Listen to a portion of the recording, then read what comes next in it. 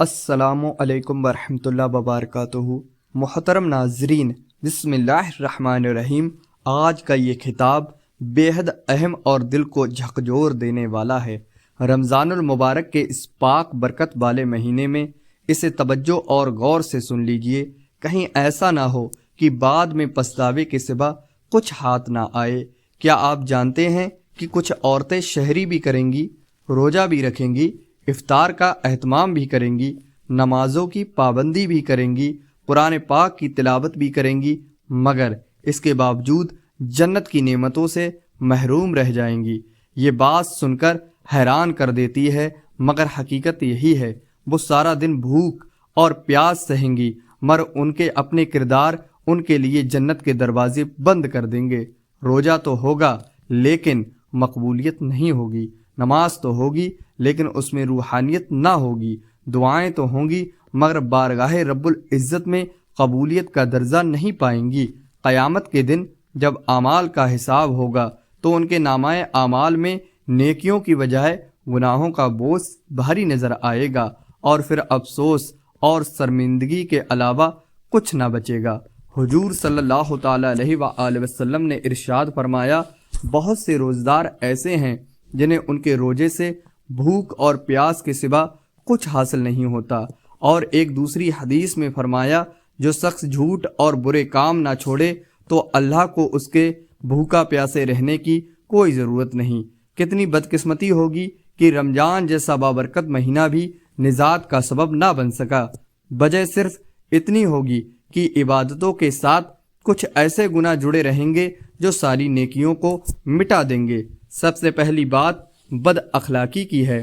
وہ عورت جو دیکھنے میں پرہیزگار اور عبادت گزار معلوم ہوتی ہے، نماز کی پابند، روزے کی احتیاط کرنے والی، صدقہ دینے والی، مگر اس کا سبھاؤ سخت ہے، اس کی زبان کڑوی ہے، اس کے لفظ دلوں کو گھائل کر دیتے ہیں، وہ دوسروں کی بے عزتی کرتی ہے، طعنے دیتی ہے، غصے میں حد سے آگے بڑھ جاتی ہے اور ایسے جملے بول دیتی ہے جو رشتوں کو توڑ دیتے ہیں۔ نبی کریم صلی اللہ تعالیٰ علیہ وآلہ وسلم نے فرمایا، مسلمان وہ ہے جس کی زبان اور ہاتھ دونوں دوسرے مسلمان کے لیے سرکشت رہیں، اور یہ بھی فرمایا، سب سے افضل مومن وہ ہے جس کا اخلاق سب سے عمدہ ہو۔ ایک شخص نے عرض کیا، یا رسول اللہ صلی اللہ علیہ وآلہ وسلم، ہمارے علاقے میں ایک عورت ایسی ہے جو بہت عبادت کرتی ہے مگر اپنی زبان سے لوگوں کو دکھ دیتی ہے، کیا وہ جنت میں جائے گی؟ تو آپ نے فرمایا، نہیں، وہ جہنم کی حقدار ہے۔ پھر اس نے پوچھا، دوسری عورت ہے جس کی عبادت کم ہے مگر اس کا برتاؤ بہت اچھا ہے، وہ کسی کو تکلیف نہیں دیتی، کیا وہ جنت پائے گی؟ تو آپ نے فرمایا، ہاں، اس کا اچھا اخلاق ہے، اسے جنت تک لے جائے گا۔ اس سے معلوم ہوا کہ دین صرف سجدے اور تسبیح کا نام نہیں، بلکہ انسانوں کے ساتھ بھلائی اور نرمی بھی عبادت کا اہم حصہ ہے۔ اگر نماز کے باوجود زبان میں سختی رہے، روزے کے باوجود دلوں کو ٹھیس پہنچائی جائے تو ایسی عبادت بے جان ہے۔ قیامت کے دن انسان کے ترازو میں سب سے بھاری چیز اس کا اچھا اخلاق ہوگا۔ بد اخلاقی نیکیوں کو ایسے ختم کر دے گی جیسے آگ سوکھی لکڑی کو جلا دیتی ہے۔ اس لیے اگر روزوں میں روح پیدا کرنی ہے، نماز میں اثر لانا ہے اور دعاؤں کو قبول کرانا ہے تو اپنے چرت یعنی اپنے کیریکٹر کی اصلاح کیجیے۔ دوسری اہم بات گھمنڈ اور ناشکری کی ہے۔ کچھ عورتیں اپنی سندرتا، اپنی خوبصورتی یا مال و دولت پر اتراتی ہیں، حالانکہ تکبر اللہ کو بے حد ناپسند ہے۔ حدیث میں آیا ہے، جس نے دل میں رائی کے دانے برابر بھی گھمنڈ کیا وہ جنت میں داخل نہ ہوگا۔ غرور انسان کو بربادی کی طرف لے جاتا ہے۔ اسی طرح شوہر کی ناشکری بھی بڑا گناہ ہے۔ نبی کریم صلی اللہ تعالیٰ علیہ وآلہ وسلم نے فرمایا، مجھے جہنم دکھائی گئی اور اس میں اکثر عورتیں تھیں۔ وجہ پوچھی گئی تو فرمایا، وہ اپنے شوہر کی ناشکری کرتی ہیں۔ اس کا مطلب ہے ہر عورت نہیں بلکہ وہ جو احسان فراموشی کو عادت بنا لے۔ آج بہت سی عورتیں عبادت میں تو آگے ہیں مگر شوہر کی محنت اور خدمت کی قدر نہیں کرتی، چھوٹی سی کمی کو بڑا چڑھا کر بیان کرتی ہیں۔ یاد رکھیے، جو لوگوں کا شکر ادا نہیں کرتا وہ اللہ کا بھی شکر ادا نہیں کر سکتا۔ اگر روزہ رکھ کر بھی گھر کے معاملات درست نہ ہوں تو عبادت ادھوری رہ جاتی ہے۔ تیسری بات پردے اور حیا کی ہے۔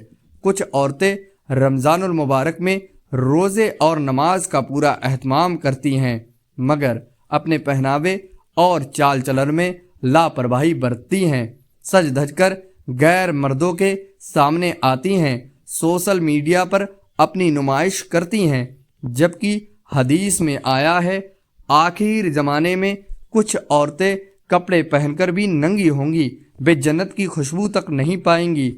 رمضان نفس کو قابو کرنے کا مہینہ ہے، اگر باہری دکھاوے میں ہی لگے رہے تو روزے کی روح کمزور پڑ جاتی ہے۔ چوتھی بات ہے والدین کی نافرمانی۔ کچھ عورتیں نماز اور روزے کی پابند تو ہوتی ہیں مگر ماں باپ سے اونچی آواز میں بات کرتی ہیں، ان کی خدمت سے جی چراتی ہیں۔ یاد رکھیے، والدین کی رضامندی میں اللہ تبارک و تعالیٰ کی رضا ہے اور ان کی ناراضگی بہت بڑا نقصان بن سکتی ہے۔ ماں کے قدموں تلے جنت ہے اور باپ جنت کا دروازہ ہے۔ اگر ان کے دل دکھے تو عبادتوں کی چمک پھیکی پڑ سکتی ہے۔ پانچویں اور آخری بات غیبت اور چگلی کی ہے۔ کچھ عورتیں روزہ رکھتے ہوئے بھی دوسروں کی برائی سے باز نہیں آتی۔ کسی کے کپڑے پر طنز، کسی کے گھر کی بات پھیلانا، کسی کا راز کھول دینا، یہ سب گناہ ہے۔ حدیث میں غیبت کو اپنے مردہ بھائی کا گوشت کھانے کے برابر بتایا گیا ہے۔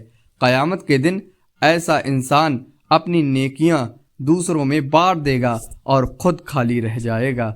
اگر روزے کی حالت میں بھی زبان محفوظ نہ رہی تو روزہ صرف بھوک اور پیاس بن کر رہ جائے گا۔ محترم ناظرین، رمضان دستک دے چکا ہے۔ کیا ہم نے اپنے دلوں کی صفائی کا ارادہ کیا؟ کیا ہم نے اپنی کمزوریوں کو پہچان کر انہیں دور کرنے کی ٹھانی؟ رمضان صرف پیٹ کا روزہ نہیں بلکہ آنکھ، کان، دل اور زبان کا بھی روزہ ہے۔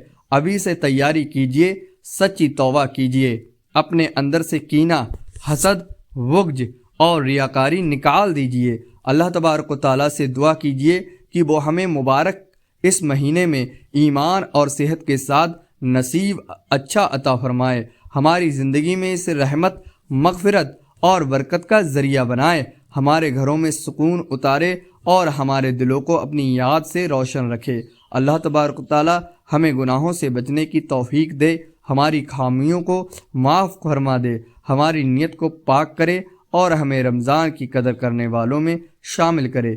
آمین یا رب العالمین۔ اگر یہ پیغام آپ کے دل تک پہنچا ہو تو اسے آگے پہنچائیے اور دین کی باتوں سے جڑے رہیے تاکہ ہر موڑ پر ہدایت کی روشنی ملتی رہے۔ میری آپ سے ایک آخری گزارش ہے، اگر ویڈیو اچھی لگی ہو تو ہمارے چینل کو سبسکرائب کر کے بیل آئیکن کا بٹن دبا کر ہمارے چینل کو سبسکرائب کر لیں اور ویڈیو کو لائک کرنا نہ بھولیں۔